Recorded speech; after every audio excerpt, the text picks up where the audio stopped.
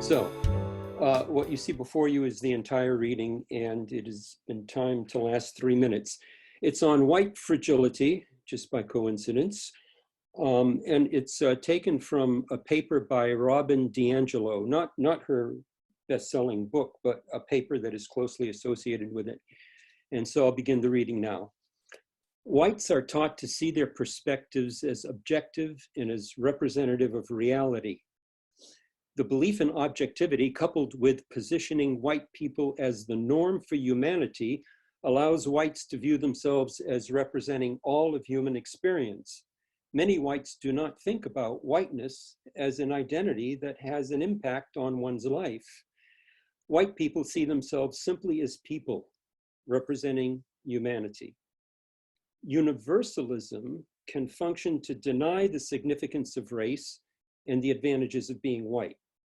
Universalism assumes that whites and people of color have the same realities, the same experiences, and the same contexts. For example, I feel comfortable in this majority white gathering, so you must feel comfortable too. At the same time that whites are taught to see their interests as universal, they are also taught to see themselves as individuals rather than as part of a racially socialized group. Individualism erases history and hides ways in which wealth has been distributed over generations to benefit whites today.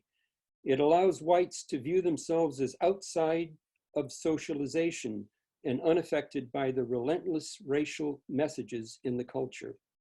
Individualism also allows whites to distance themselves from the actions of their racial group.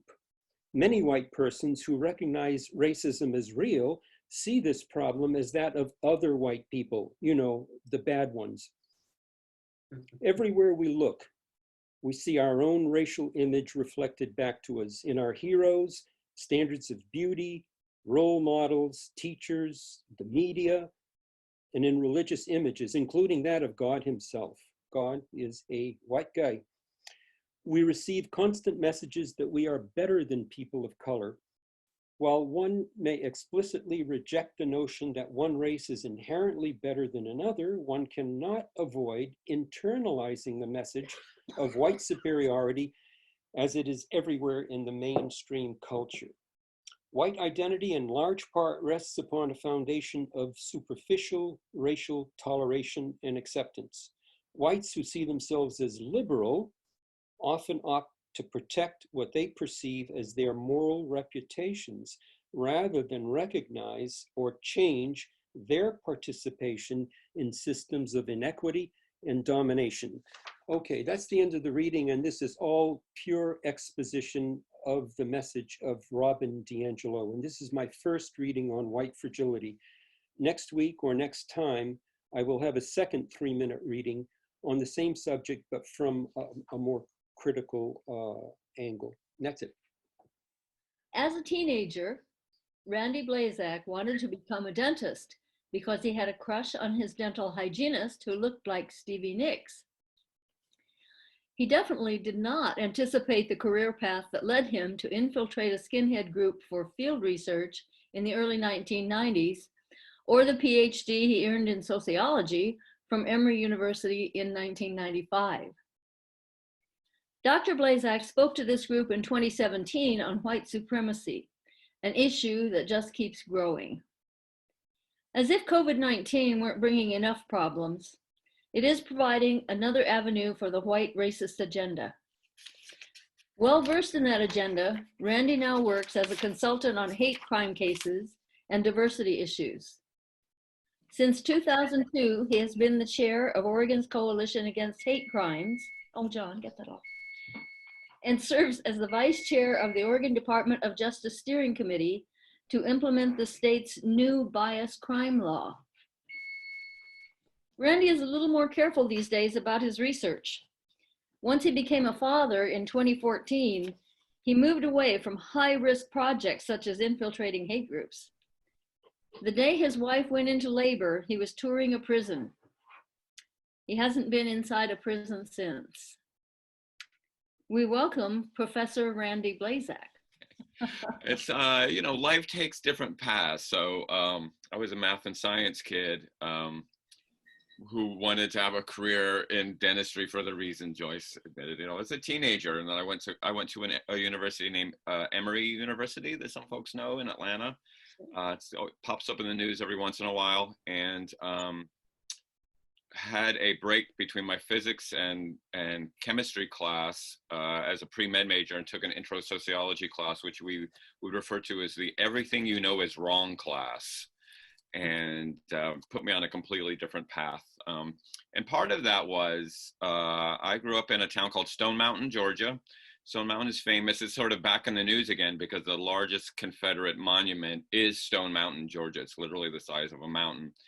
And it's quite famous as the birthplace of the modern Ku Klux Klan in 1915. This guy named Doc Simmons saw the movie Birth of a Nation and thought, oh, that looks like a good idea, and tried to restart the post-Civil War era Klan on Thanksgiving night, 1915, lit the first cross. The first cross burning was in Stone Mountain.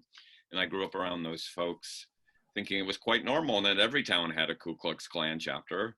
And then I went to Emory and took my class and found out that that was not the case. And those people had a improper analysis of the world. And so it started me on this journey. I also in that class, by the way, learned that dentists have the highest suicide rate of any profession. So probably literally saved my life. So, and where is that hygienist now? I don't know. I should try to find her. Sometimes I wonder. Oh, anyway, we're here to talk about something completely different other than white teeth, which is white supremacy. And I'm really happy to be here. I'm sorry we can't be in person. I have enjoyed our visits there, Northwest Portland. I actually had to make my own coffee this morning instead of enjoying your coffee. And so what I was hoping to do today is talk about this moment we're in and how it's been seized by some of the people that I've been studying for 30 years, but also kind of what it means, the larger picture, and where there's some optimism to be found in all this. And I mean, what a year this has been, right? We're not even halfway through it, 2020. I mean, I've been saying for several months now that 2020 is going to make 1968 look like 1954. And I wish I could jump ahead 50 years from now and read the history books about how 2020 has sort of been wrapped up, because we those of us that do this work on extremism have been kind of gearing up for 2020 because of the presidential election and what we thought was going to be some pretty dramatic events in November of 2020, depending on whichever way it goes. And that we had to move that calendar back. And since about February, we've really been sort of focused on current events. We didn't have to wait for November. So I'm going to share some insights. I have some images to share with you. So I have a little bit of a slide presentation. I've been doing a lot of work on the kind of confluence of white supremacy, COVID, and the protests that are happening in the streets. So we've been doing some trainings and helping people to understand it. And so I'm going to share some of this stuff, but I'm really looking forward to the discussion at the end and the conversation. So the first thing that I always feel like we need to talk about is anytime we talk about the word white supremacy, and I'm so glad that Lauren read the reading from White Fragility. It's a book that just happens to be over my shoulder right now. It's been a top bestseller all of a sudden. I assigned it to my students last term, and it just happened all of a sudden to become high in demand. So I've asked them to gift their copies to other people. And one of the issues that comes up in that book, which I think that I've been talking about for years, is how we not only do we otherize people, like people who are not white, or people who are LGBTQ, or people who are with disabilities, and we sort of do a good job of othering people, immigrants, but we also otherize white supremacists. They are those bad people over there, and we're the good, enlightened people over here. And there's something different, maybe biologically. You hear people say they're just a bunch of inbred hillbillies. There must be some genetic defect that makes them play dueling banjos. Dun dun dun dun dun dun dun. When I started doing my research, I entered the field of racist skinheads in November of 1988 was my first undercover project. I spent 13 months with a group of skinheads in Orlando, Florida, living among the natives, as it were. And the thing that just became immediately evident was they weren't different from me. They were barely different from me in any way, shape, or form. There, but for the grace of clear thinking, I could have gone. In fact, one of my best friends from elementary school became the exalted Cyclops of the Southern Knights of the KKK. He went one way, I went the other way. And these white supremacists that I was living with were very similar to me in many ways, including, their concern about the economy and their concern about their families, and they weren't different. And so we do ourselves a disservice by creating some barrier between the white supremacists and us, because as a sociologist, that's what my PhD is in, I can tell you that we internalize a lot of bad crap growing up. We internalize white supremacy, we internalize misogyny, we internalize homophobia and xenophobia. And I learned to stop saying I'm not a racist. I am a racist. I learned racism at a very early age, especially growing up in Stone Mountain. It's woven into me, into what we now refer to as implicit bias, just like I learned sexism and all the other isms about people that are different than me and supposedly inferior. And so what the White Fragility book helps us to do is sort of reflect on that and why we get so defensive when somebody wants to call us out about our racism. We say, well, I'm not racist. I voted for Obama. I marched in the 60s, or I listen to Motown. How can I be racist? I have a black friend. I have a black son-in-law. All of a sudden, all these sort of defensive excuses come out. And so there is a need there when we talk about white supremacists to say they are at the end of a spectrum, but that spectrum includes us as well. I engage in things that I identify as racism after the fact. The way I might react when I see an African-American man standing by my car, living in Portland. My car is much more likely to be stolen by a white guy. My wife, who's Mexican, tells me all the time, Randy, whenever you see a white person, lock the car doors. Well, I'm like, oh yeah, okay, thanks for reminding me of the reality of that. So I, when we have this conversation, I try to not talk about sort of those people over there. I like it to be sort of a little bit reflective. So one of my favorite things is to talk to high school kids. I've never said no to an invitation to talk to high school kids, and now increasingly it's middle school kids, and they love to talk about the Ku Klux Klan and Nazis and all that. Really, you're just sort of obsessed with the kind of the fringe stuff when you're young, so you want to know about the extremists. And I spent some time talking about that, and I say, okay, well, let's talk about some of the language that we use. I don't say you, I say we use. Saying things like "that's so gay" or "don't be retarded." And first they're like, wait, what a second, you want to talk about us? I'm like, yeah, I've talked about the Klan and the neo-Nazis. Let's talk about some of the marginalizing behavior that we engage in, to reflect on the connections that we have with those white supremacists, because they're not monsters, they're not subhuman beasts, they're not all inbred hillbillies. A lot of them are people who are responding to the world in a way that makes sense to them, and so that research that started in 32 years ago has been incredibly useful in understanding what the hell is happening now, especially in 2016. I can say hell here, right? You guys don't mind. What's happening with the Make America Great Again phenomena. I had a friend from Stone Mountain, someone who I had a crush on in 7th grade, post a picture of her proudly serving up her Aunt Jemima pancakes and syrup this morning to say, Aunt Jemima, I'm not gonna, out of my cold dead hands, will I let Black Lives Matters take the Aunt Jemima bottle away from me, as a sort of a sign. And she would never think of herself as a white supremacist without acknowledging the harm that may be done by a syrup bottle. And so we have there's a lot going on right now, and it all kind of comes together. So what started off as a very kind of interest in a marginalized population, skinhead teenagers. I mean, who really cares about these goofy teenagers? Or like 0.00001% of the population. It's now been incredibly useful in understanding the political mainstream. And I think the one moment that where it all kind of came together for me, and I'm getting to my talk, I'm just sort of setting it up, is after Charlottesville in 2017, when an avowed white supremacist drove into a crowd of counter protesters. And I think people might remember that. This is when there was a bunch of protests around taking down a statue of Robert E. Lee in Charlottesville, Virginia, and a bunch of white supremacists in tiki torches came to protest the protesters, and they were shouting, "You will not replace us, Jews will not replace us." And so it became kind of a place for neo-Nazis to congregate, and then there were people protesting them. There was a man who drove his car into a crowd of the anti-racists. It gets confusing because you have the protesters and then that drove into the people opposing the neo-Nazis and killed a woman named Heather Heyer, a young woman.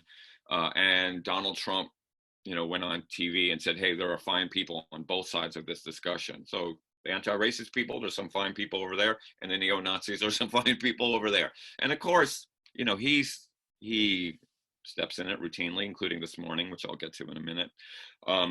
So I was dragged onto MTV, onto CNN, to talk about the issue of white supremacy and racism, and I was doing a pretty good job of answering the questions and being succinct. I've sort of learned how to speak in sound bites and get that sort of good sentence in, and so I think I filled up my time, and there was a little pause, and then the woman who is the CNN anchor said, "Dr. Blazak, if you could be Donald Trump's speechwriter, what would you say? What would you have Donald Trump say if you could put words in his mouth?" And I just sort of had to stop myself from laughing because of me? Me? You want me to write words for the president on CNN, which he might be watching at this very moment? It was just sort of this very surreal moment where I realized my little study all of a sudden had, and I gave a very sort of academic, he has to acknowledge that racism is still a problem, and there are still people that are wounded by racism, and I gave a very sort of, I thought, sort of professional response. In my head, I just wanted to say, the man's an idiot. The man, not only does he not understand racism in America, he doesn't show any interest in wanting to understand it. He's the guy who said, "I'm the least racist person in the world," which is not something the person who is the least racist person in the world would actually say. The person who's the least racist person in the world would say, "I internalize white supremacy, I internalize racism, I'm working on it. It is a part of what I learn as a person, and especially a white person in society. I'm going to acknowledge the sickness of racism is in all of us, and I'm trying to work against it. I'm racist, but I'm actively anti-racist, and I'm trying to better understand it." That's what the least racist person in the world say, not "I'm the least racist person." I think in his head, he's probably the least racist person in the world, but there's also a lot of things in his head that don't match up to reality. But we'll leave him alone. So I did want to talk a little bit about kind of how the white supremacist world has kind of use this as an opportunity, including around some pretty scary things.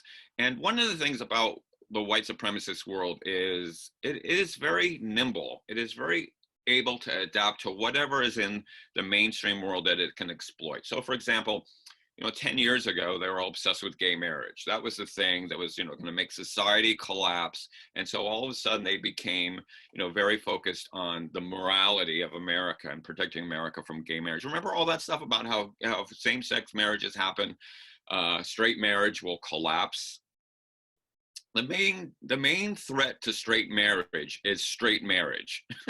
The main thing that causes divorce is heterosexual people marrying each other.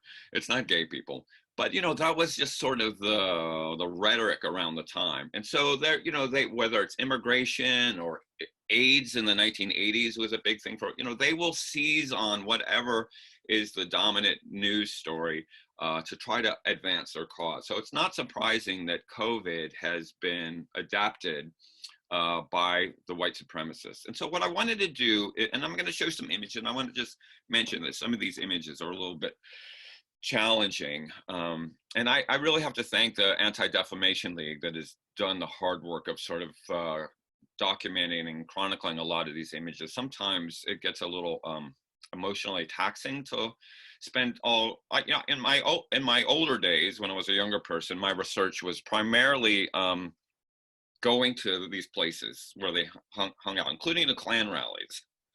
Now a lot of it is just sitting in front of the computer, right? Because a lot of this is a much more online phenomena, and it in many ways it's more emotionally devastating to sit and sort of review the rhetoric and the vitriol that's on the web than it is to go to a Klan rally and hear the same old, same old. It was Adam and Eve, not Adam and Steve. Like, you know, how many times I could see that one coming down the street. So I wanted to show I wanted to do just a little sort of sociology about this phenomenon. I'm going to try to share my screen.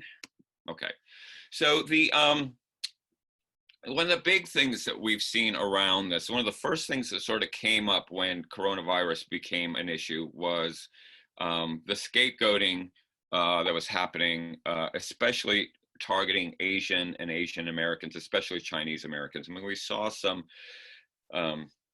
immediate fallout for the Asian community as this became known as the Kung flu or the Wuhan virus or the Chinese flu. And of course, having the president repeat these and retweet these has not been helpful. And so there is a historical root. I always love to talk a little bit about the historical root of scapegoating because it's in Leviticus. It's in the Bible. There you go. So, but there is an ancient Hebrew tradition of taking, you know, the ritual of taking the sins of the tribe and putting them on a goat and sending the goat off into the wilderness to sort of start the year with a blank slate. And so the term scapegoating is literally rooted into letting a goat escape. And so there is a appeal of scapegoating, and this is something, you know, you talk about scapegoating throughout history. But there is sort of an appeal. Why does scapegoating really work with people? Because we have these complex problems. We have complex problems like the economy. Like the economy is incredibly complex. How many moving parts are there to understand the economy? The immigration is complex. I mean, these are really complex issues. Race is complex. It's hard for people to think about. So you want a way of simplifying it. And a way to simplify it is to create a simple kind of binary, us and them. And so scapegoating allows there to be sort of a simple analysis of the world and a simple solution along with it. So if the economy is tanking because of immigration, stop immigration and you fix the economy, because, you know, Mexico is sending its murderers and its rapists and all that stuff.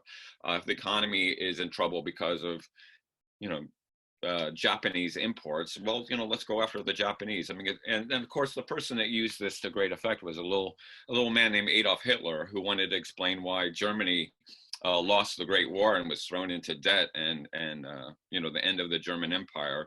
And it was really, you know, I mean, it was a very complex issue. I mean, try explaining World War I to anybody. World War II, people can kind of figure out. World War I, I mean, there was a lot of pieces to World War I to really explain it. So just saying, well, it was the Jews. The Jews have a global conspiracy, and their global capitalist power led to the collapse of the German Empire. So you know, if we want to rise Germany to greatness again, let's just go after the Jews. So taking a complex problem and simplifying it. And so we've seen this scapegoating in spades, if we can say that, with regards to the Chinese virus. These are just some images. These were all taken off Instagram. And again, some of these are just hard to look at. I mean, the hardest one is sort of this image. This is from a movie called The Great Lebowski that says, when I see a Chinese boy coughing, me kill the virus. You know, this is saying to kill Asian children for coughing. The connection between eating bats in China, you know, somehow the people in China are so uncivilized they eat bats. And this, by the way, has been disproven in terms of the connection it made. It wasn't from eating bats, but just this notion that Asian people are somehow uncivilized. And so these are the images that started in white supremacist circles, but very quickly spilled over into the mainstream. So these are all from a mainstream platform called Instagram that a lot of us spend a lot of time on, including a lot of kids that see these images. So you have to imagine if you're a Chinese person or a Chinese American or just an Asian American, and you're scrolling through your Instagram, and these are the types of images that are popping up, there's going to be a little bit of trauma, which is something that I want to talk about, that is going to be occurring when you see this. When people are, if you're a school kid and people are treating you differently because they think you're somehow contaminated with the quote unquote Chinese virus. So we saw very quickly associated with this a rise in coronavirus related hate. This image on the right is a Corona bottle, but it's refashioned into a coronavirus bottle to say immigration kills. So we've seen a rise in anti-Asian attacks, including here in Oregon. I'm going to talk a little bit at the end about our new law that we have that captures not just the bias crimes that happen, the things that are against the law, but also bias incidents. And we've seen a lot of Asian folks who have been told to go back to where they come from, have been sort of shunned, who have gotten into Ubers and Lyfts and had people immediately, when they see they have an Asian person in the back seat, put their mask on. I mean, there have been all kinds of fallout. There's been racial discrimination, including people not being seated in restaurants. This was before everything was shut down. In February and March, we had several cases in Oregon of Asian people not being seated in restaurants. I mean, this is something that you associate with the Jim Crow South. And as we're going to talk about, we saw the hate groups really sort of capitalize on this issue. We saw xenophobia, more, this is coming from the outside. This is something that's infecting us because of immigrants. Immigrants are bringing it in. And just a couple of days ago, we were reflecting on the 38th, I think, anniversary of the murder of Vincent Chin, who was a Chinese American in Detroit, who was murdered by some white auto workers that were blaming their loss of a job on Japanese imports. And they beat Chin to death. We haven't seen, fortunately, knock on wood, we haven't seen a murder yet, but we have seen some pretty brutal attacks, including an Asian American who was beat up pretty severely on a New York City subway platform. When we think of New York City as being, the most enlightened place in the world, but we have hate crimes that happen there as well. And it was pretty horrible. And he was saying, the attacker was saying, "You're infecting us, go back to where you come from." And so these are just some recent hate crime cases or hate incident cases that have been tracked. And but again, the ADL has done a really good job, the Anti-Defamation League, of tracking the bias related to coronavirus. And we've seen similar attacks like this in attacks and actions in Oregon, including flyers, including people being told that they're disgusting, and people shunning people who are Asian. So this is just a couple of cases. I'm not going to read them, but there has been a lot of graffiti, especially of Chinese restaurants, including Chinese restaurants in Portland, which is really sad because they got graffitied while they were still open, and then they had to close. And some of them, including Wong King Seafood in Southeast Portland, which is my favorite place to get dim sum, have now gone out of business. So it's been really tough on the Asian American community. And behind this, we've seen kind of the return of the conspiracy theory. And this is what's going to bring us back to the white supremacist groups. Conspiracy theories are a lot of fun. I mean, I'll admit it, as a person growing up in the 60s and the 70s, the dominant conspiracy theories were who killed John F. Kennedy, right? I mean, this was the big one. Was it the mafia? Was it the labor unions? Was it the Democrats? Was it the Cubans? Was it the Russians? And then Oliver Stone made that movie JFK, and we learned the truth, which was Lyndon Johnson killed Kennedy. I don't know if that's a spoiler, but people become obsessed with those conspiracies. Roswell, New Mexico, 1954, right? The UFO crashes, and we've been harvesting the DNA ever since. I've been to Roswell, New Mexico, and the whole town is UFO crazy because of this wacky conspiracy theory. And so, conspiracy theories have a power. And they're rooted in a distrust of authority when we feel we aren't getting and this is sort of the sociology of conspiracy theories, when we feel we aren't getting the facts, when we feel like we can't trust the media or officials, there's a long history of that in the United States. They happen when there's not a lot of clear information that we're getting, and there's a lot of conflicting information. So, you know, for example, now the whole notion about masks, do you wear a mask or do you not wear a mask? I've seen some videos from people saying wearing the mask will give you the coronavirus, which makes sense if you already have it, I guess. But you know, what's good, we had a big discussion about, if you have coronavirus, can you take Tylenol? You know, there's all this like misinformation. It seems like every 5 minutes, the science on COVID changes. So there's conflicting information. So we're right for that. And then there is the simplicity of the conspiracy theory. And this goes back to the notion of scapegoating, of wanting simple explanations for things that are very complicated. Science is complicated. Science is evolving and ever changing, and you have to pay attention. Is this a peer-reviewed journal? Is this coming from a legitimate source? Is this a real doctor at the Mayo Clinic, or is it Dr. Phil, who should not be speaking about viruses whatsoever? And so the science can be sort of overwhelming, but the conspiracy theory can be really simple. And then there's also the power of knowing. Do you know what happened to JFK? You know, then you have something on people who don't. You know what happened in Roswell, New Mexico? You know, it gives you the sort of idea of being on the inside. I know what's really going on. And so we've seen this in the last 10 years with the anti-vax movement, the anti-vaccination movement, who think that the scientists are lying to you. We're going to tell you the way things really are. Don't take these vaccines because they'll give you autism, and all, you know, these sort of conspiracy theories you have. And obviously these conspiracy theories have had an impact on public health, whether it's the issue about vaccines, or the current issues about the way COVID spreads and wearing a mask. And so this is one of the things that's really taken off in the white supremacist world. And just some images that might seem like they're coming from 1939, they're actually coming from 2020.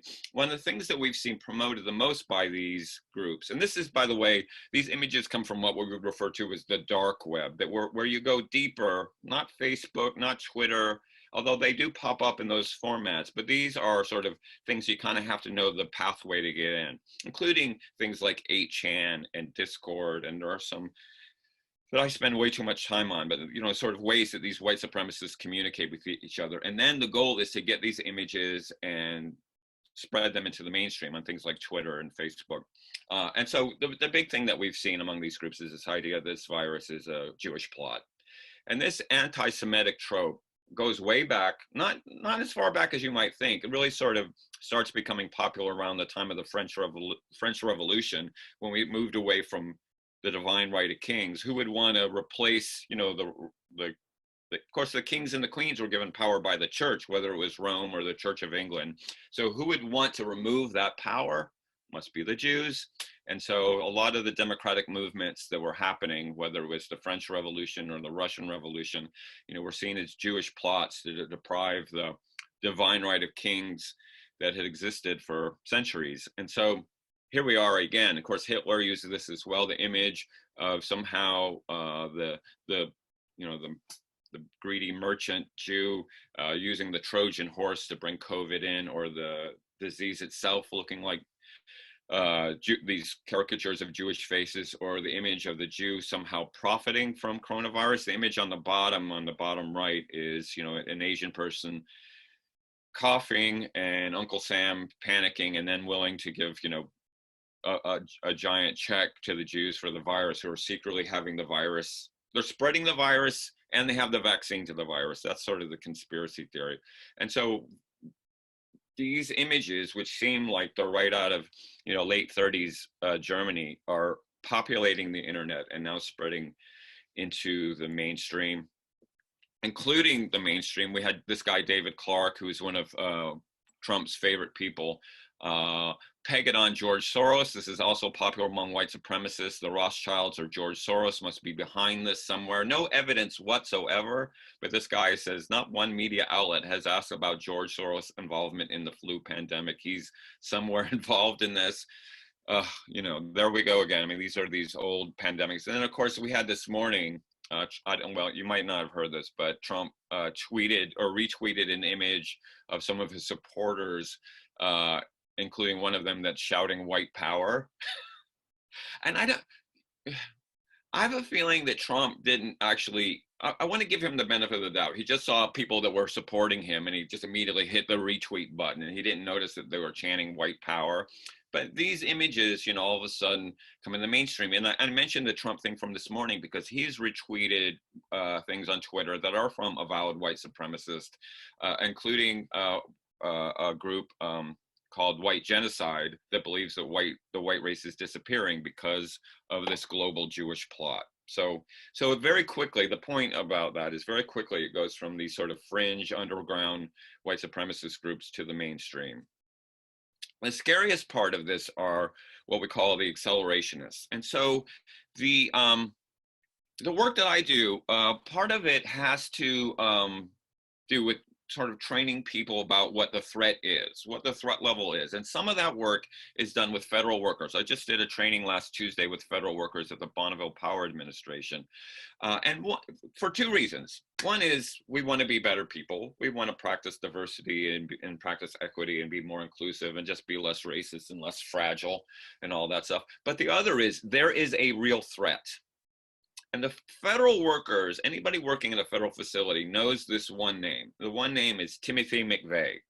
And I know a lot of you also know that name. In 1995, Timothy McVeigh took a Ryder truck full of ammonium nitrate, drove in front of a federal building in Oklahoma City, the Murrah Federal Building, lit a fuse, walked away, and detonated the largest bomb that's ever been detonated in the United States, killing 168 people in that federal building, including 19 children who were in a daycare facility.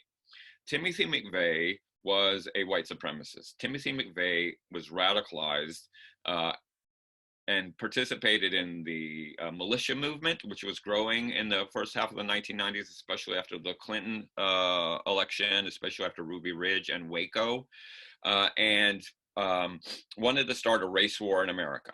He was working off a book called The Turner Diaries, which is a fictional book written by a guy from Oregon about a race war in America that purges the global Jewish control of the United States by instigating an anti-Semitic race war that ends in a nuclear attack on Tel Aviv and New York City to create a white-only homeland.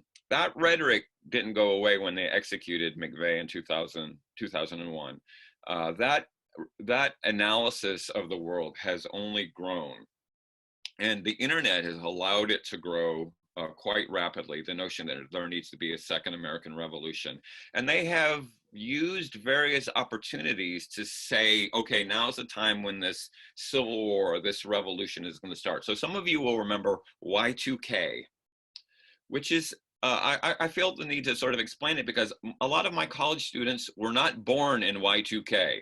I have a lot of students now that were born in the 21st century, which is, it's only going to get worse, I tell myself. But some of you remember Y2K, the notion that there was a computer bug that would allow, once we turned from 1999 to the year 2000, the computers would read 2000 as 1900, and it would just cause a collapse of the system. And my mother was one of these people who told me, Randy, airplanes are going to be falling out of the sky, and the gates of all the prisons are just going to magically open, and your debit card isn't going to work. And there was a lot of activism among these people because they felt the society was going to collapse and this was going to be their opportunity to launch their revolution. And let me tell you, the FBI, who I do some partnership with, was really busy in 1999 busting up some pretty big plots to commit Timothy McVeigh-like acts, including on dams and federal power grids. And, it could have been bad, but unfortunately, it was just another day. Well, people always ask me where I was on New Year's Eve, 1999. And I spent a lot of time at the end of 1999 saying, don't worry about it. Everything's going to be fine. It's just going to be another day. But I was in the middle of the desert out in the Warm Springs Reservation, just in case. And I was happy to find, on January 1st, 2000, that things were just, everybody's just hungover. That was the only problem. So there are these folks who want that collapse, and we've now sort of tagged them with this term, the accelerationists, who want the collapse of society so they can launch their offensive. And their offensive is a civil war, and it's got a tag, and some of you might have heard this term, the Boogaloo. It's gotten this new name called the Boogaloo, which they like to use a little bit of humor and a little bit of irony, and there's a 1980s breakdancing movie called Break Into the Electric Boogaloo. And so for some reason, on the internet. That became sort of the name of their revolution. Sometimes they refer to themselves as the Boogaloo Boys. They like to wear, some of them like to wear Hawaiian shirts because they changed Boogaloo into Big Luau as like a little bit of wordplay. So you start seeing these guys showing up with Hawaiian shirts. And what they want is the collapse of society to launch their revolution. Well, the coronavirus has sort of handed them a version of that, because we're in lockdown, and with that lockdown has come a great economic collapse, right? We've got incredibly high unemployment rate. I mean, we're starting to sort of crawl out of it now. I mean, it's nice in Portland to see some people back to work, but I have a feeling in the fall we're just going to be shut down again. I mean, the prognosis is not good for the economy. And so they're looking at this as a chance to launch this offensive. We were talking about this in my circle because in November, their talk was if Trump lost the election, that was going to be their moment to strike. But they've got this to sort of move things up in terms of the calendar. And so they've talked about, if you do have the coronavirus, go into a place, crowded places, especially minority areas or synagogues, if you're an anti-Semitic boogalooer, and cough on everybody and infect everybody. Let's spread the virus and cause the collapse of society. And then, well armed, we can have our insurrection. And we've seen some of these people, I'll kind of cut from the screen.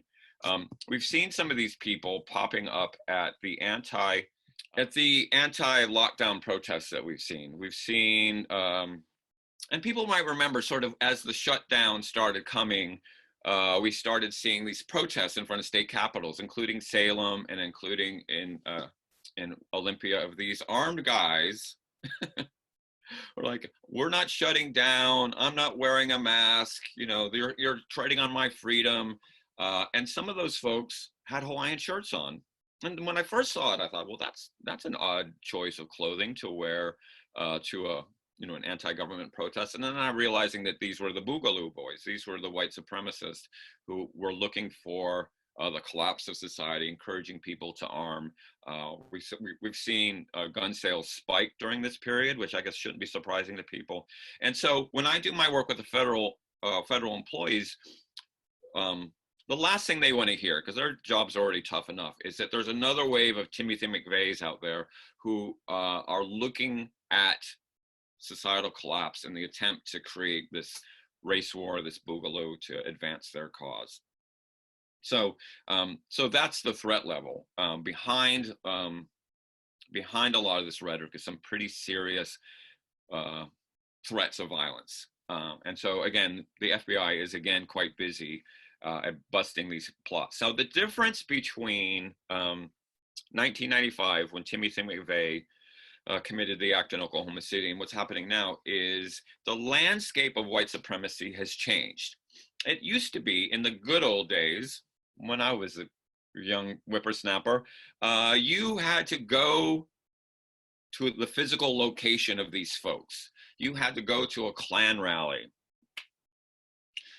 Covington, Georgia. You had to physically go to Covington, Georgia. Covington, Georgia has changed a lot since, but you had to, you had to be invited in. I was doing interviews with neo-Nazis in Berlin, right when the wall came down, and you had to go to their meeting spot to sort of talk to them.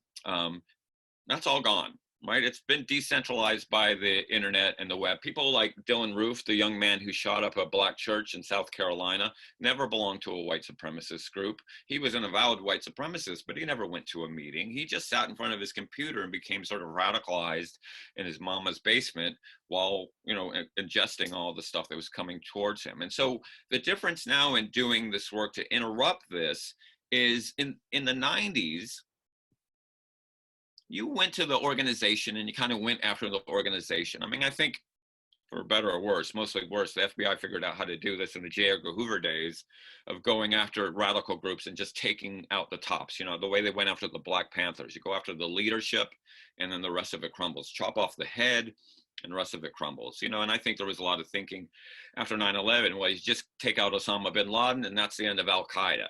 hasn't turned out that way, right? Because these groups are decentralized.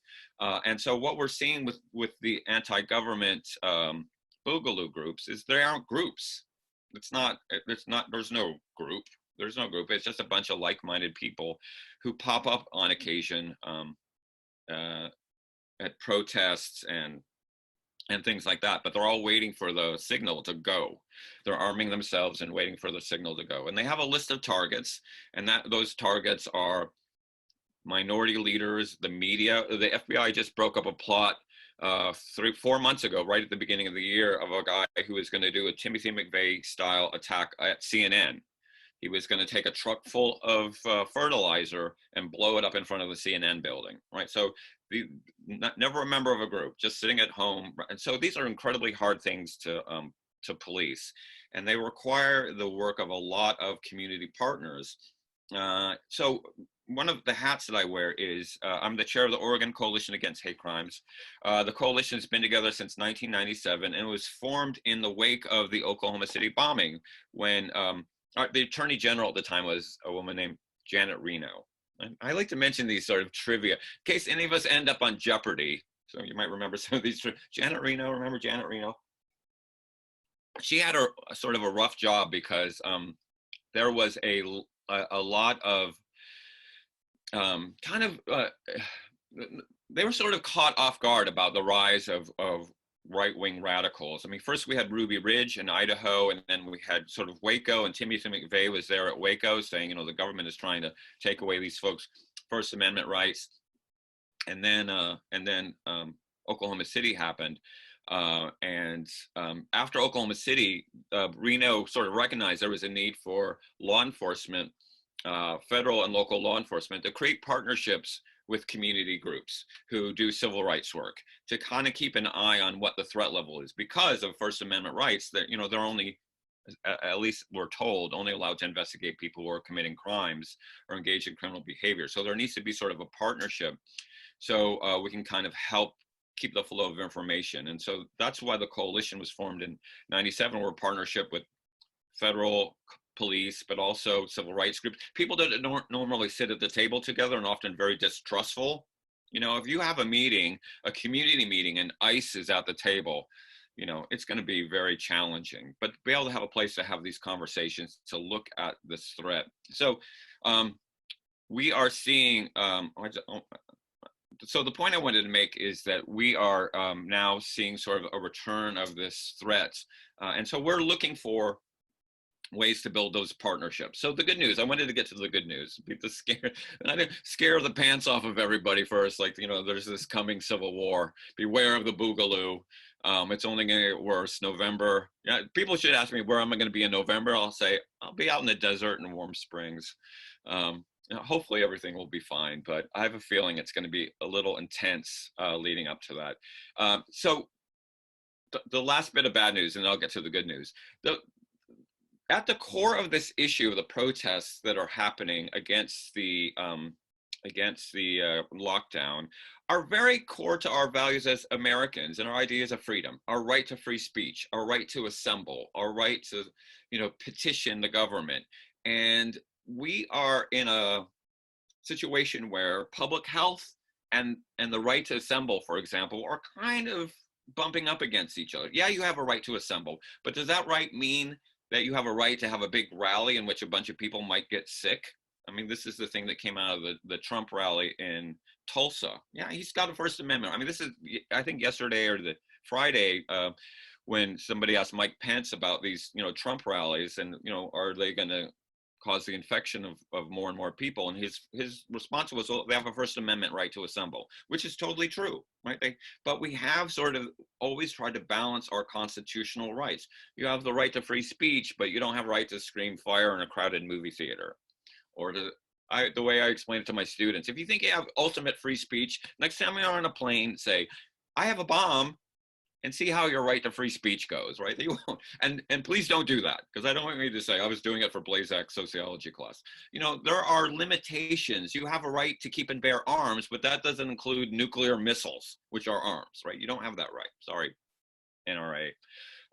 So we're in a moment right now where we're having this conversation about our First Amendment rights, and public health. And this is being exploited by these folks as saying, here we are, the overreach of the government, which is something that the right and the left can, have conversations about, the overreach of the government. I mean, certainly as someone on the other side of the spectrum, I can talk about the overreach of the government all day long. But I'm happy that we got till July 15th to pay our taxes, so thank you. That there is, the government is overly impressive. I talk, one of the books that I've been assigning is the New Jim Crow by Michelle Alexander about the prison industrial complex. I mean, we can talk about the overreach of the government, but they are exploiting this sort of conflict between public health to bring people into their picture. And so the way that we diagram this, I'm coming to the end, I promise. The way that we diagram this is sort of a funnel. If you imagine a funnel, if I was in class right now, I'd draw a big upside down triangle. And at the top of the funnel, and we call it the militia funnel, but it could be called the anti-government right-wing extremist funnel. At the top of the funnel are mainstream issues that sort of attract a lot of different people. Gun rights, right? Second Amendment rights. There's a lot of people from a lot of political perspectives. I always like to point out that the first time we got sort of very fast-tracked gun control legislation was when the Black Panthers marched into the state assembly in Sacramento, California in 1967, a bunch of black guys with guns, and all of a sudden Governor Reagan is like, we need gun control. Land use, some people, might go far back in Oregon enough to remember I think it was the spotted owl. We had some land use to save the spotted owl, which meant a lot of loggers got thrown out of work. We had a ballot initiative about 10 years ago to prevent farmers from letting their cows go into the streams that were, the breeding grounds of salmon, because their poop was killing the salmon. And so, the farmers were very upset about that. So a lot of environmental legislation restricts people's land rights. Taxes, right? I mean, everybody, sort of hates the federal government on April 15th unless you're getting a good refund. And so there are these mainstream issues that sort of bring people in to the right to wear a mask or not wear a mask. Are you forcing me? I heard one protester yesterday saying, you won't muzzle me like a dog.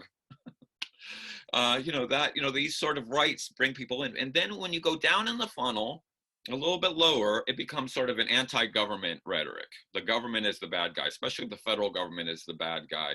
And then when you go a little bit farther down, it's a conspiracy theory. The government, the Rothschilds, the Freemasons, the Republicans and the Democrats are controlled by someone else. And then when you go down a little bit farther, and each way down you're losing people, but it's getting more intense, that conspiracy theory becomes an anti-Semitic conspiracy theory. It's the Jews that are controlling the government. And then when you get to the bottom of the funnel, it's the revolutionaries. It's the people that say, okay, enough with the talk. We got to act. We got to do something to save America.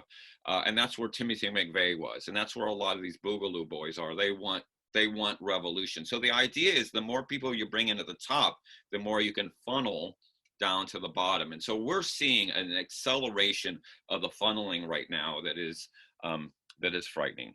Okay. That's it for the bad news. The good news is there's a lot of people that are figuring stuff out. There's a lot of marching in the streets that are happening. There's a lot of people reading, a lot of white people reading White Fragility and books like that. I mean, the top 3 I just checked on Amazon, the New York Times bestseller list, are all anti-racism books. On the top 3 was the top 5 last week. And so there's a lot of people reading. I don't think the people that need to read this the most are reading it. I mean, I would like some of my subjects to read this book. I don't know if I could go to an anti-vaxxer rally with a guy with a Confederate flag and say, do you want to do some reading? Probably not doing a lot of reading other than some presidential tweets. But there is an incredible awakening that's happening around this issue. The change that's happened around the discussion about the impact of racism. So I started this discussion way back earlier in the hour talking about some of the hate crimes that are happening against Asian Americans. The reason that we have hate crime laws is they have a bigger impact on the community. They have a traumatizing effect that crosses boundaries. So one of the reasons I moved to Portland is in 1988. There was a really heinous murder in Southeast Portland of an immigrant named Mulugeta Sarah, an Ethiopian man who came here to find a better life and was brutally murdered by 3 skinheads. That impacted not only him, obviously he was killed, but the Ethiopian community great trauma there. Also other immigrant communities, also the Black community, also the LGBTQ community. And there were sort of these waves of trauma, like throwing a rock into a pond. But not only did it impact those groups then in November 1988, it impacts them now, because that trauma, like all trauma, like the trauma that veterans experience and the trauma that crime victims experience and abuse victims experience, exist over time. And so when the Max stabbing happened in 2017, and I'm happy to say that Jeremy Christian was sentenced this week to 2 life sentences, no hope for parole, created not only a wave of trauma again in 2017, but it re-traumatized the people who were traumatized in 1988. I have a book chapter coming out about the Max stabbing, and I interviewed Ethiopians who said that, when Jeremy Christian attacked those people on the train, even though it was white people that were killed, it took them right back to 1988. They stayed at home. They were like, I'm not riding the train. I'm not going out of my house. And so trauma is a very real thing. And so one of the conversations we're having now that is very encouraging is the awareness of racialized trauma. The fact that NASCAR has banned the Confederate battle flag, which I never thought I'd see in all my life as a Southerner, is a recognition that not only do they want to have Black people maybe come and spend money at the track, is that this symbol, which for some people is just a flag, is traumatizing to people. Represents the dehumanizing of millions of people that didn't just magically end in 1865. And that the recognition of how we can be fragile and not sort of recognize, I feel like Robert DiAngelo should be sending me a check at the end of this talk, that we're understanding that we can traumatize people without even thinking about it. This is new. This is new, as long as I've been doing this work, for us to be talking about how we can actually hurt people without trying. So the motto that I've been using, and I got this from a friend who does anti-racism training, is, and this is just, I think, a really important way of simplifying this whole thing, is it's not the intent, it's the impact. It's not, I'll take off my glasses to make this point. It's not the intent, it's the impact. We say something, oh, it's just a joke, I didn't mean anything by it, or we call somebody by the wrong name, or we say something, I use the word gypsy without recognizing the word gypsy can be marginalizing to Romani people. Yeah, but it's okay because I voted for Obama. It doesn't matter. It doesn't matter. It doesn't matter. It's not the intent, it's the impact. That we can traumatize people in a serious way in form of a violent hate crime, or just by clutching our purse when an African-American man, walks past us on the sidewalk. There are cumulative effects of those little microaggressions as well as the macroaggressions. The swastika, the swastika is another example. I mean, those are sort of similar things. The thing about all the Confederate imagery, and I think about this with regards to Stone Mountain a lot, is, those things, that's first of all, when people say, oh, they're removing history by taking down these statues, I like to tell those people there's this thing called books. I don't know if there's this thing called books. There's a lot of history in books. You can go read about Robert E. Lee all day long. That those powerful symbols are harmful and wounding, and the only way we move forward is to try to focus not on the wounding but the healing. So the big question, I guess, that I end up with is what to do about Stone Mountain. I don't know if you know, Stone Mountain has a massive carving, Robert E. Lee, Stonewall Jackson, and Jefferson Davis, size of a mountain, done by the same guy that did Mount Rushmore. And, it's pretty, and that Stone Mountain is now an African-American suburb of Atlanta. So you have to think that those people are experiencing trauma every time they go there. And, there's a discussion, what do? Do you sandblast them off? And my solution to that problem is Martin Luther King is also from Atlanta. In fact, he mentioned Stone Mountain in his I Have a Dream speech. There's a part where he says, let freedom ring from Stone Mountain in Georgia. I sound just like Dr. King whenever I say that. And I was always excited that my little town was mentioned in this amazing speech, but it was because it was the birthplace of the Klan. So my solution to the problem is you don't sandblast the Confederate heroes off. You just carve a larger image of Martin Luther King over them going like this, and then problem solved. Okay, I'm going to stop talking now. But so I just wanted to say that there is really great work being done in this area, and there seems to be an awakening that's happening, that white people can't say, I'm not a racist, that they have to acknowledge that we are part of the solution. The comedian Wanda Sykes on her Instagram account said, I don't want to see any more Black people marching against racism. I want to see white people marching against racism. And I think that's something that is happening, and it's very exciting. My 5-year-old daughter has marched and knows George Floyd and Breonna Taylor's names, and has become incredibly conscious of this issue at 5 years old, which in ways is sort of, I'm trying to help her frame it, because I saw her sort of internalizing white supremacy, and we're trying to interrupt that. Just 2 days ago, we had some African-American folks bicycling by our house, and she just shouted, Black Lives Matter, to them, which is coming from a place of love and admiration. Hopefully she's a part of that generation that will put the nail in the coffin of white supremacy. Okay, so I'm going to stop talking. I've just gone on and on and on because I've been drinking a lot of coffee this morning. And I wanted to see if there were any comments or questions or anything that I could address. This is Todd, and I'll ask the first question, and then Ingrid can moderate from here on out.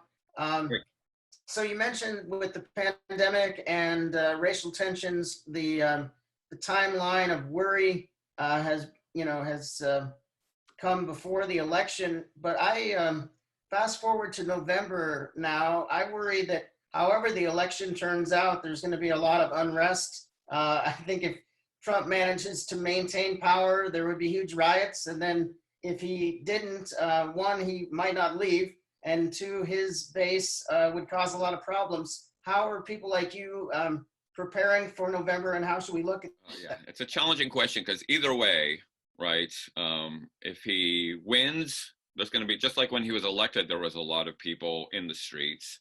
If he loses, there's going to be a lot of people angry. And if he loses and doesn't leave, then we're in a constitutional crisis.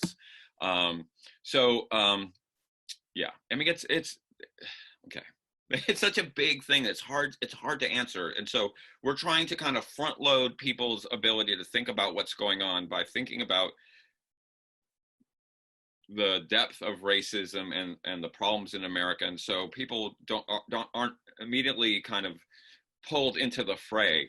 And so there's two parts to the answer to this. One is we're trying to have good partnerships with government institutions like the FBI, which is, as soon as that comes out of my mouth, I realize this sounds horribly challenging and like, oh yeah, we got to be friends with the FBI, but to work with the people who will be investigating the criminal element. And it's so challenging because I know there are people on the left who won't talk to me because I have meetings through the coalition with the feds.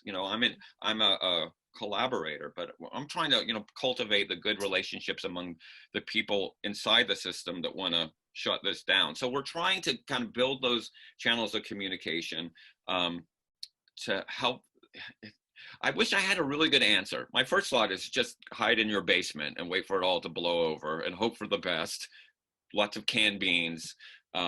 But we're just trying to have as many conversations that sort of bring the rhetoric level down. And the beautiful thing is, as a social scientist, there is amazing research coming out about social civility. I mean, one of the things we've seen over the last few years is everybody's in their corners, right?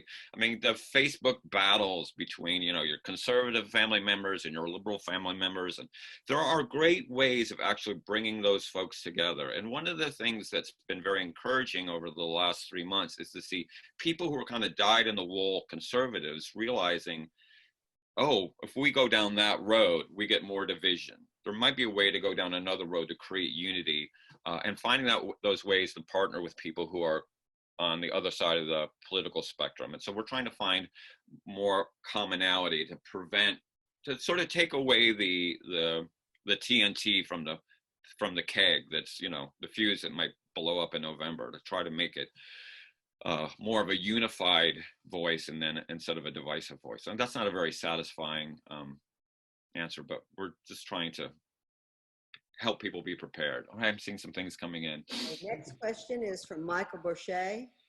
Yeah. Okay. Yeah, about getting back to your suggestion of carving a bigger image of Martin Luther King, you know, doing the shaved finger, naughty, naughty thing. Yeah, just wondering, from what I understand of the mentality of white nationalists and other people like that, if you try to do something in response that's bigger than them, they're going to try, oh yeah, well, watch this. Yeah. And, you know, it's just like, you have to in my mind, you have to kind of, you know, watch how you respond so they don't try to turn it against you or try to outdo you. It's like you want to undermine them rather than blow them up. Yeah, yeah. I mean, and it is sort of becomes sort of an arms race, literally and figuratively. And they are very easily triggered. They're quite fragile. We're using all this language now. They're super snowflakey, whatever the term of the day is. But one of the things I want to say, I always try to find like where the silver linings are. One of the things that we look at is attitude changes. And the biggest attitude change that we've seen in this country since we've been measuring attitude changes was the attitude about gay marriage. That in a very short 10-year period, the majority of Americans went from being opposed to gay marriage to being supportive of gay marriage. It's just like that. How did that happen? Well, it happened because gay people came out of the closet. When I was a kid in Stone Mountain, we knew there were gay people. They lived in this place called San Francisco. There certainly weren't any gay people in Stone Mountain. In fact, there were, and they were in our schools and our families and our friend circles. And as those people came out, attitudes changed. And so having these conversations in a civil manner with our friends and coming out, because you're not supposed to talk about religion and politics and all these things you're not supposed to talk about. Well, one of the things that's happening in 2020 is we're having these conversations. So if we can have them in a loving way to not push people farther out, because there's a whole bunch of people in Portland who think the best way to stop a Nazi is to punch him in the face. I can tell you that has never stopped a Nazi. Nobody has ever been a Nazi and said, well, I was a Nazi, but I got beat up so much I decided not to be a Nazi anymore. It just makes them more Nazi-ish. But if you invite them out, Mexican food, a bagel, have something to bring them. All of a sudden, those people, I've been doing this work a long time, and I can tell you there's a whole army of former white supremacists. They have a great organization called Life After Hate, and every single one of them will tell you they left that world because somebody on the other side reached out to them and showed them humanity and broke through the stereotype. And so as combative as things are, and good God, I can argue all day long, I want to try to reach out to those people. And it's a little bit harder. And that's why the White Fragility book is kind of important, because it's hard. It's hard. So to do that work, I think we may actually get through to those. My best friend, who is Exalted Cyclops of the Southern Knights of the KKK in the 1980s, is now married to an African-American woman, because they worked together at a city Atlanta office, and she liked him. They had some thing, and then he realized that he couldn't hate Black people because he really liked this woman who was nice to him, and he left the hood behind, and they have 2 kids, and he campaigned for Obama, and he knocked on doors, and people said, weren't you in the Klan? Why are you campaigning for Obama? He's like, yeah, I left that behind. So that kind of personal interaction, I think, is a way of getting people out. Okay. So it also encourages stronger character in these people. Yes, exactly. Good. I just put them on here. Yeah, I'll read them. The battle flag of Northern Virginia, AKA the Confederate flag, has the same effect on African American people that the swastika has on Jewish people. And so in terms of either keeping or taking down or renaming, as we had here in Minneapolis, we have a lake that got renamed the original Native American name, and people were kind of thrown by that for a while. Or they could, so I think they should use some of these things as a re-educating kind of tool, but they could post a sign pointing out the problem of glorifying people who were traitors to their country in order to keep African Americans in slavery. But everywhere they have changed names or not changed names, they're just taking things down. They're not putting up any information to re-educate people about why this is not desirable in our society. So no sign went up to explain the change, or if they're keeping the monument, it's not They haven't done any re-education. So my original thing was, if you want to change the name of the lake and people are mad because it's no longer Lake Calhoun because he was a slave owner, put up a sign and say, this is why we changed the name of the lake. It didn't happen. And then the converse is also true. If you're gonna stone blast off Stone Mountain, Georgia, you know, or if you're gonna leave it up there because it is an amazing sculpture. Yeah. And educate people why this is not really desirable. We are not glorifying these people anymore. Thanks, Nancy. I want to comment on it. I know someone named David Gray has a hand up, so they're being very polite by using the hand up feature. So I want to make sure that he gets in this conversation. Yeah, I want to say there's a couple of things there. One is, I think there's a great opportunity for Stone Mountain to be a center of racial reconciliation, to use that monument as a place to talk about race. And I want to make this point because I think it's really important, is that all people have the capacity for empathy. Right? We can understand other people and sort of put ourselves in their experience. And I won't say walk a mile in their shoes, because I've learned that's an ableist saying, because there are people that don't walk. But that we can understand the pain and suffering of other people. I think seeing Black men this past month on CNN and Fox News and wherever they are in tears over the George Floyd killing affected a lot of people. Like, oh, I never thought of it that way. My mother called me last week and said, you know, they pulled down a statue of George Washington in Portland. I don't understand it. And I'm like, well, George Washington did a lot of great things, but the father of our country was a slave owner, and we have to have that conversation. And sort of like you were saying, Nancy, is we really need to educate people as to what these things mean, and not only what they mean in historical context, but the emotional, traumatizing, wounding impact they can have in the current context that we're in. And so changing a name, you know, Robert E. Lee Boulevard, you know, so many places in the South have a Robert E. Lee Boulevard. Change is hard.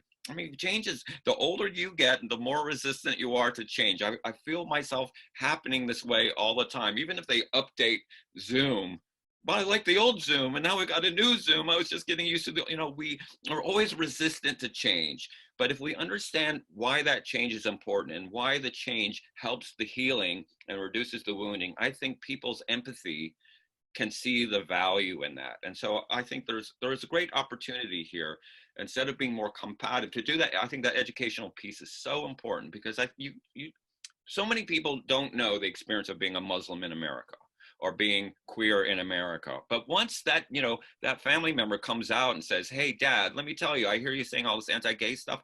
I'm gay. And let me tell you what my life is like. The empathy is triggered. And so if we can build that through the education and through these courageous conversations, I think we got a way out of this. And maybe we keep Stone Mountain as is. You said white supremacists are at the bottom of the funnel. Are there radical left groups there also? Oh, yeah, that is a very interesting question. You know, we draw the spectrum as kind of the right-left spectrum, but there's sort of this circle element too, where they kind of come together in terms of their anti-government feelings, in terms of the conspiracy theories that sort of overlap. Some of you Lyndon will know the name Lyndon LaRouche, Lyndon LaRouche, who, you know, was always this kind of anti-government conspiratorialist, had great truck with folks on the left wing, especially during the Bush Iraq war years. And so there is an attempt to bring these folks together, and it kind of comes together. And, you know, the enemy of my enemy is my friend kind of thing. They hate the federal government. We hate the federal government. And so we've seen the Boogaloos kind of come out in support of the defunding of the police movement, because that adds to the chaos. You know, they feel like that they're adding to the chaos and sort of coming out and championing Black Lives Matter. I mean, the white supremacist movement in the 80s started sending money to the PLO because they both hated Israel. And so there are these weird Venn diagrams where some of those folks kind of come together. Keeps my job interesting. Oh, yeah. Okay, what Joyce says is the most recent newsletter of SPLC mentions Moonshot CVE, a company that uses technology to disrupt violent extremism. Is that project making a difference? Yeah, Moonshot is amazing. Moonshot was a bunch of young techie people, the kind of Silicon Valley folks that realize that activism in the 21st century can be marching in the streets in the ways that we've always thought of activism, but it also can be sitting in front of the computer and monitoring how this stuff is seeping into the mainstream. And so, for example, one of the things that Moonshot does, which is totally off my radar, is looking at how video games have been used to recruit young people into white supremacy. I'm from the old days. I used to go to a place called the Arcade to play video games, and now, you know, people are playing video games with people all around the world on their computers and their phones. And white supremacists have used these internet platforms to find especially disaffected young white males to pull into their movement, to find you know, people who might support their ideology. So Moonshot has been kind of in the front of the private tech industry, because a lot of this stuff is First Amendment, right? Government can't shut down Facebook as much as Donald Trump threatens to do it. The government can't shut down Twitter. You know, these are private governments that are private governments, private companies. And so they've been able to use their influence in the private tech sphere to kind of go after and monitor the trends, but also ways of interrupting it. And so yeah, the Moonshot CVE folks, I've done several meetings with them, are really kind of out in front. And it requires a lot of bodies, it requires a lot of people watching all this stuff, because it's like whack-a-mole. You know the game whack-a-mole? Like you shut it down over here and it pops up over here. So you need these sort of tech forward thinking people to kind of watch the trends, because the white supremacists they were on the internet before any of us knew what the internet was. They were using fax networks in the 80s. Remember faxes? I mean, these folks use technology in a way that the rest of us are sort of catching up to. So those types of projects like Moonshot are really important. I lived in the Atlanta area for a long time, and about 25 years ago, I was on a bike ride in the Stone Mountain area, which is a good place to bike, by the way, yeah, with a couple of Southern guys, and I raised this question. Why would the South want to glorify these guys who led the South to defeat in the Civil War? I didn't get an answer. So Randy, I'm wondering, are you still kind of in contact with Stone Mountain? And I'm wondering if there is a growing pushback among the white people there about glorifying those Confederate leaders. Yeah, there is. You know, I moved to Georgia. I was actually born in Cleveland, Ohio, and we moved to Stone Mountain. That's why I don't have a Southern accent. Yeah, that's why I don't. My little brother does. I like to say he sounds like he fell off a turnip truck. You look, Randy, you need to get right with God. That's my brother. I love him. But I learned that, you know, I was a damn Yankee. And then I also learned that the Civil War didn't end. You know, it was still sort of being fought.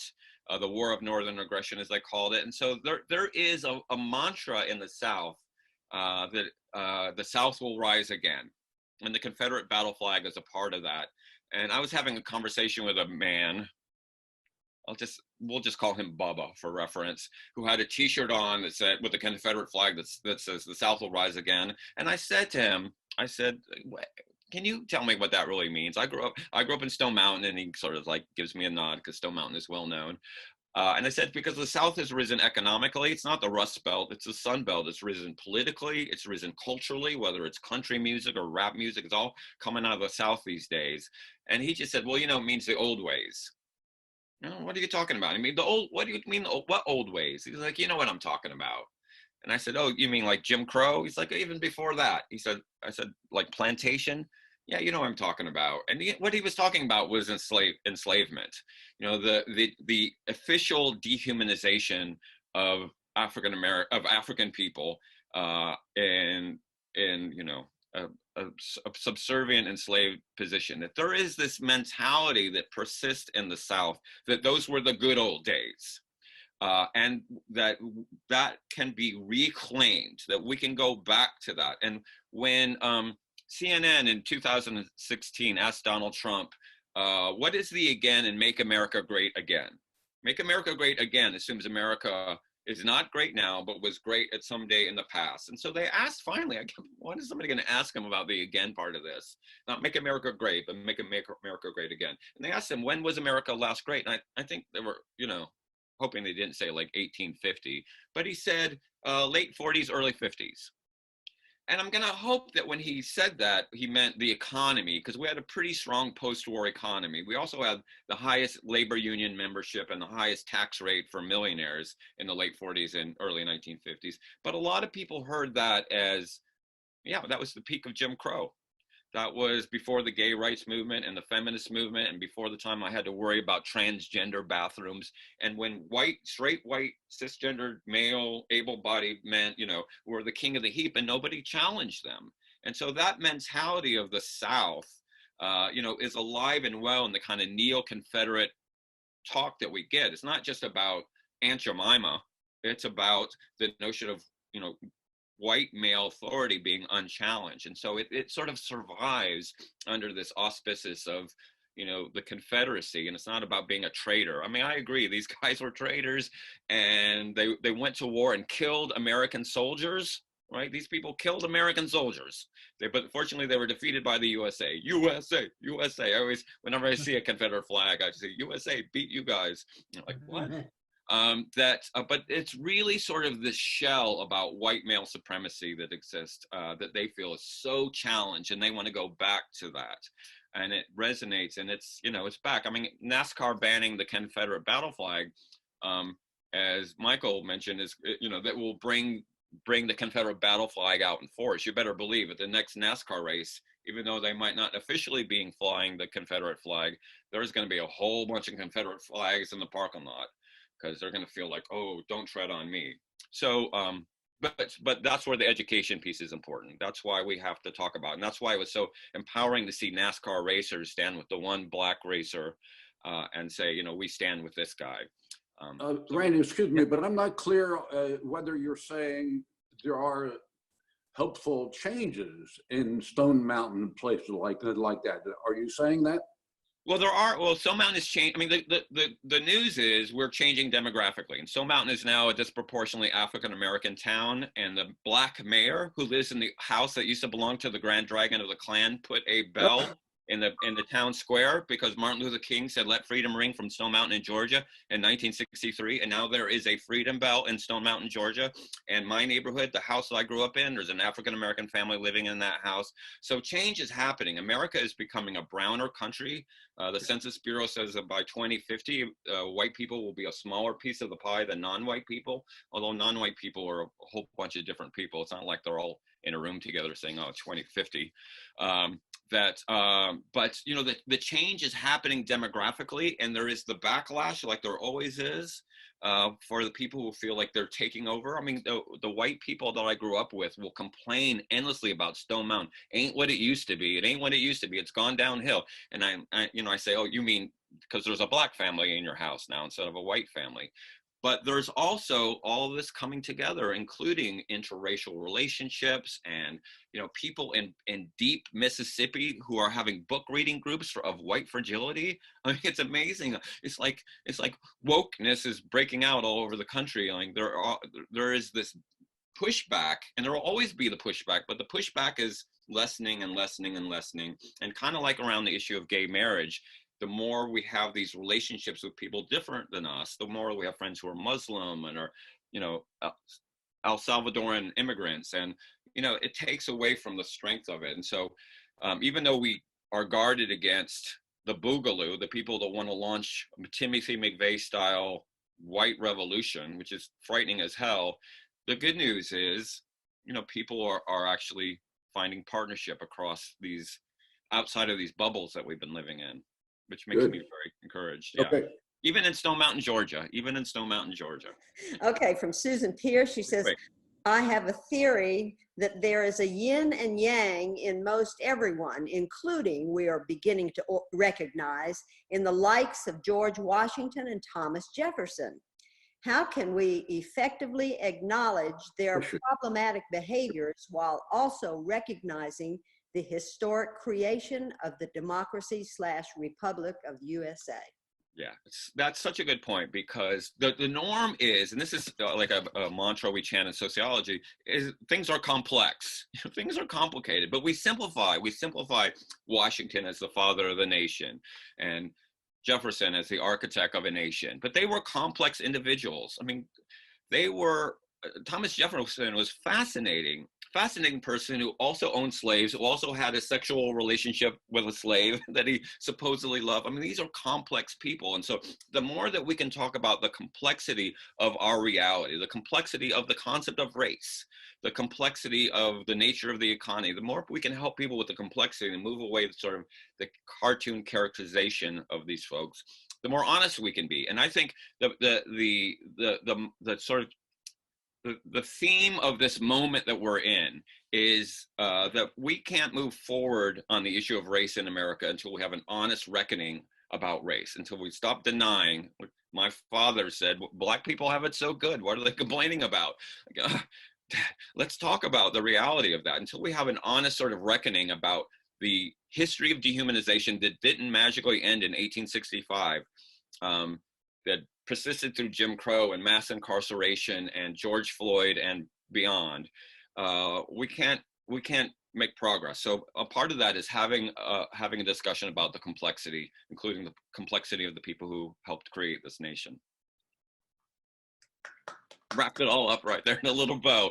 Complexity. Thank you. Yeah, thank you so much for having me. I really appreciate it. I always cherish these meetings. Right, go well, everyone.